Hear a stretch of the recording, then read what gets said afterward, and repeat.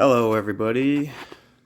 This will be Chapter 3 of An Esoteric Cosmology by Rudolf Steiner. The website is rsarchive.org. Chapter 3, God, Man, Nature. One of the fundamental tenets of occultism, founded on the law of analogies, is that nature can reveal to us what is taking place within our own being. A striking and typical example of this law, but one which is wholly ignored by orthodox science, is given in the Philosopher's Stone, known to the Rosicrucians. In a German magazine published at the end of the 18th century, we find mention of this Philosopher's Stone. It is spoken of as something quite real, and the writer says, "Everyone contacts it frequently, although he knows it not." This is literally true. In order to understand this mystery, we must penetrate into the laboratory of nature even more deeply than is the habit of modern science.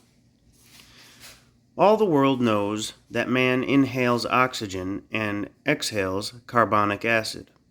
In yoga, this has both a physical and spiritual significance.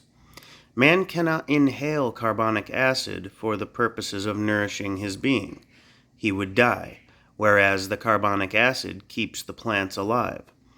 The plants provide man with the oxygen which gives him life. They renew the air and make it fit to breathe. On the other side, man and the animals provide the plants with the carbonic acid by which they, in their turn, are nourished. What does the plant do with the carbonic acid it absorbs? It builds up its own body. We know that the corpse of the plant is coal. Coal is thus crystallized carbonic acid. The red blood in man must be refreshed and renewed with oxygen, for the carbonic acid cannot be used for the purpose of building up the body.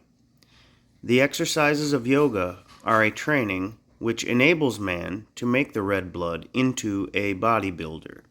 In this sense, the yogi works at his body by means of his blood, just as the plant works with the carbonic acid. Thus we see that the power of transmutation in nature is represented in coal, which is crystallized plant.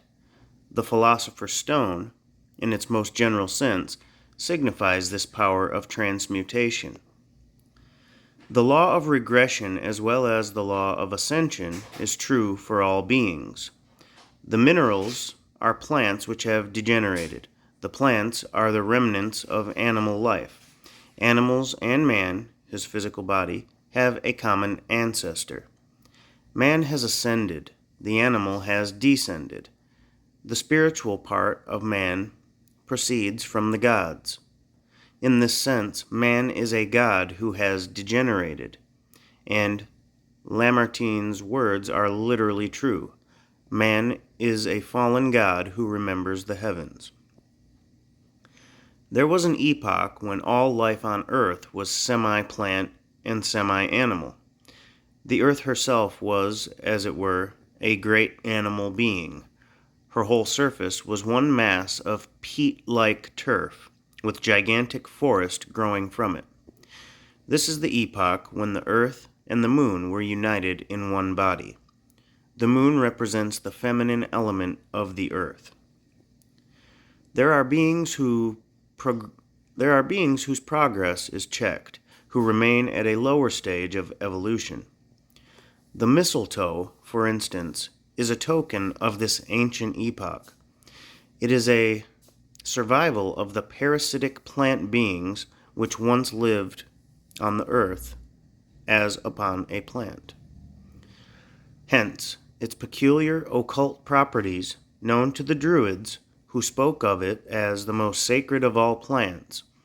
Mistletoe is a survival from the lunar epoch of Earth. It is parasitic because it has not learned, like other plants, to live directly upon mineral substance. Disease is something of an analogy. It is a regression because caused by the parasitic elements in the organism. The Druids and the Skalds knew of the relation between the mistletoe and man. There is an echo of this in the legend of Balder. The god Balder is put to death by the mistletoe because the mistletoe is a hostile element from the preceding epoch, an element no longer united with man. The other plants, having adapted themselves to the subsequent epoch, swore friendship to him. When this plant earth became mineral, it acquired, through the metals, a new property, that of reflecting the light. A star is visible in the heavens only when it becomes mineral. Thus, there are many heavenly bodies imperceptible to the physical eye of man and visible only to clairvoyant vision. The earth has been mineralized, so also has the physical body of man, but the characteristic feature of man is that a twofold movement takes place in him. As a physical being, man has descended. As a spiritual being, he has ascended. St. Paul spoke of this truth when he declared that there is one law for the body and another for the spirit. Thus man represents both an end and a beginning. The vital point, the point of intersection and of change in the ascending life of man, lies at the time of the separation of the sexes. There was an age when the two sexes were united in the being of man. Even Darwin recognized this as a probability. As the result of the separation of the sexes, a new, all-embracing element came to birth, the element of love. The attraction of love is so powerful, so mysterious, that tropical butterflies of different sexes, brought to Europe and then released to the air, will fly back again and meet each other halfway. There is some analogy between the relations established by the world of man with the divine world, and by the human kingdom with the animal kingdom. Oxygen and carbonic acid are inbreathed and outbreathed by man. The plant kingdom breathes out oxygen. Man breathes out love, since the separation of the sexes. The gods are nourished by this effluence of love. How comes it that the animals and man outbreathe love? The occultist sees in the man of today a being in the full swing of evolution.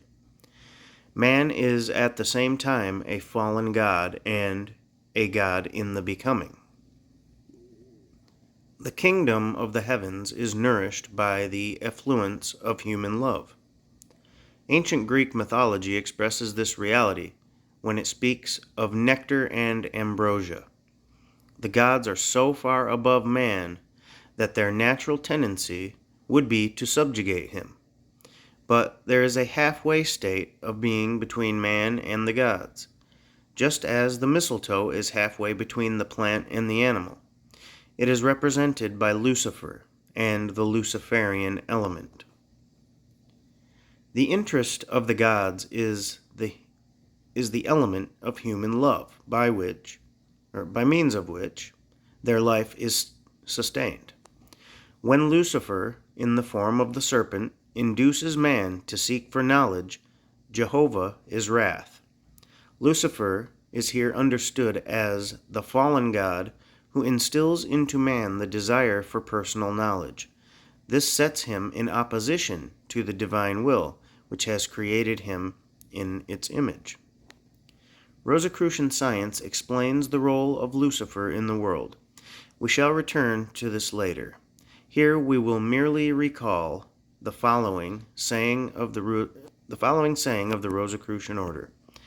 Know, O man, that through thy being flows a current which ascends and a current which descends. That is the end of Chapter 3, and Chapter 4 will be available soon. Thanks again for listening. Have a great day.